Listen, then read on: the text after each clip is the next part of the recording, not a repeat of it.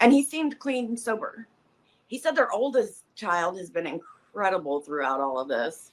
Yeah, so the oldest child, they literally said to the court that they would help, like a 16-year-old would help keep their drug-addled parents sober.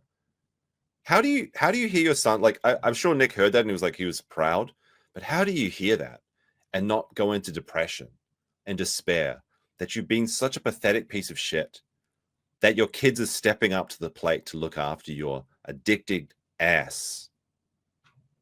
Holy crap. Continually impressed with how mature and grounded he is, and they've been able to lean on him for support, and that he's amazing. Which sure, I'll show you the I just pizza. want to say, I've done a lot of therapy myself, obviously, and there is a name for that, leaning on your kids for emotional support and treating them like an adult, and putting that, it's called parentification. It is a form of trauma too. It can cause trauma. All right, I've never heard about this before. Parentification. I'm going to take a look at this. Because like some of these look like regular things that children should be doing.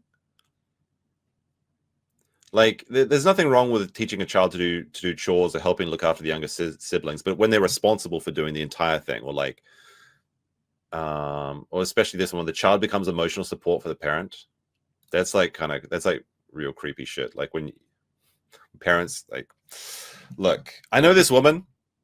I don't know her. She like pops up on my timeline all the time. She lives in Japan, and she's very, very cringe, and she thinks of herself as somewhat of an authority on things that go on in Japan. Now, I was kind of semi-following her, but she kept on posting a lot of like anti-Trump Vance memes, which I thought like, oh, this will be really funny to see what happens when Trump wins. And she posted one just before the election. And then when Trump won, she lost her mind. She lost her fucking mind, and it was glorious. She took her 2 children out of school for a week, fled Tokyo, and went to the countryside to go look at trains. I'm not even joking. She's like, I'm not gonna name her. That's weird. But she's like, I need my emotional support children to come to the countryside with me because Trump is now president in a country that I don't live in. Holy crap. No, you don't know who this is, BP. This is like someone that I've never met in real life, but she's very, very cringe. And I thought it was very funny that that happened. I think she's back in Tokyo now. She also fled to Blue Sky for a little while, but now she's back because apparently the Blue Cry doesn't have enough numbers. Apparently Mark Hamill's going fucking insane over there, but I don't know. Yeah, like, if you're relying on your children to be your emotional support therapy animal, that's just pathetic, in my opinion. Can you explain it, what it is, what it means? It's when you put adult responsibilities on a kid. It can range from anything from having a kid take care of the household, all the adult duties of running a household. Now, again, there's a line here because children should be responsible and children should be doing things that teach them how to be adults. But people hear this sort of statement of these things and they'll be like, well, you don't want kids to do chores, you some sissy. No, it's not like that. It's not like that. There's a spectrum of these things. Okay. It's okay to make kids do chores. Okay. But we're talking like EVS levels, right? Where it's like, well, those kids should be looking after the entire household, washing their clothes, cooking the dinner, and serving their master parents. That's what we're talking about when it comes to parentification in this story. It's not just, oh no, they've got chores to do. It's not that. It's different. Ring the bell. Oh, I don't know why. Why you want to ring the bell? Okay. There you go. Kids, but it's also putting emotional things on them that they're not ready for, that aren't theirs to carry.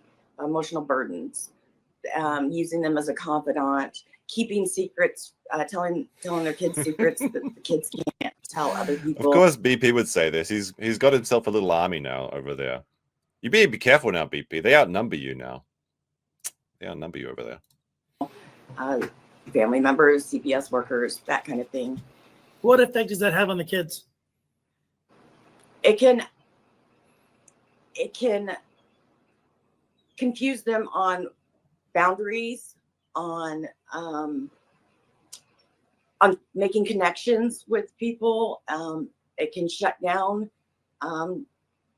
parts of their emotional regulation. So to read out a few of these, like a child should not be paying the bills unless it's like you're doing it while they're watching, so the kids can learn a bit, like it's a child's responsibility to pay the bills. It's a child's responsibility to look after a child. It is the child's responsibility to take themselves to the doctor.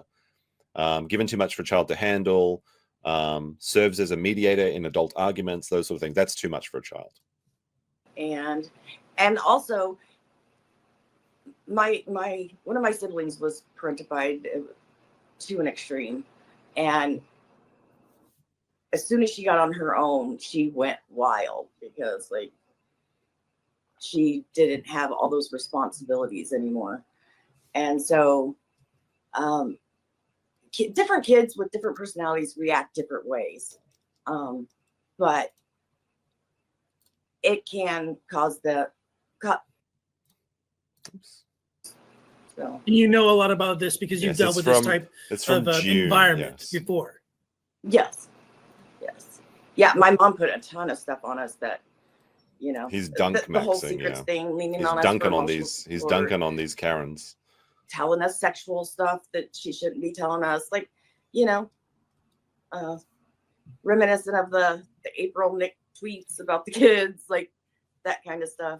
Let's go back to that. Yeah, that's a pretty good example. That's a good example of things you shouldn't be telling your kids, is when you have your mistress explain to you why you're the second mummy, while Big Mummy is in the big bed, the Minnesota King, that usually sleeps 4, but it's only got 1 because Nick is too busy banging his mistress and explaining to his kids why it's actually cool and based. There's a very funny clip from Arrested Development where the father's explained to the son, like, making up lies throughout the years. So it's like he keeps skipping out on his son. He's like, he can't take him fishing because he's like, oh, I got to help this. It's always like a hot chick. And he's like, I got to help this lady find her dog. And then it's like a few years later, oh, I got to help hand out some flyers today. I've got to go volunteer at the, and then the last one is just like, he's like, look, kid, you're old enough to understand this. I'm banging this broad. That'd also be a very funny Nick at it. Great show, Arrested Development. Conversation. You guys are still talking to each other. You're kind of feeling these weird vibes. Go on. I told Nick that I took issue with the fact that he's going around telling people that strangers can't care for his kids.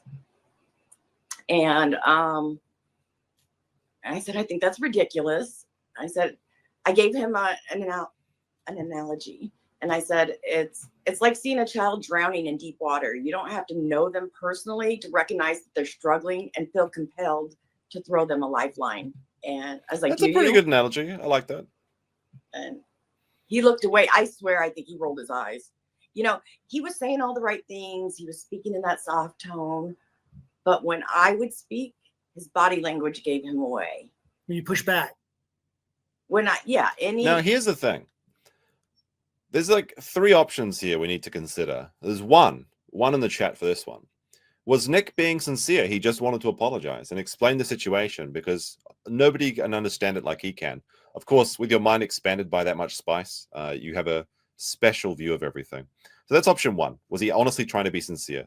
Option 2, he was trying to be sincere, but he got aggressive when she didn't respond the way he liked because he's autistic. And autistic people get very upset when things don't go the way they think it will. So that's option 2. And that's why he's rolling his eyes, is because he's like, he thought he knew how she would respond. Or is it option 3? 3 in the chat. 4, he's trying to manipulate her and he's very upset because it's not working. And he's not as much as a mastermind as he thinks he is.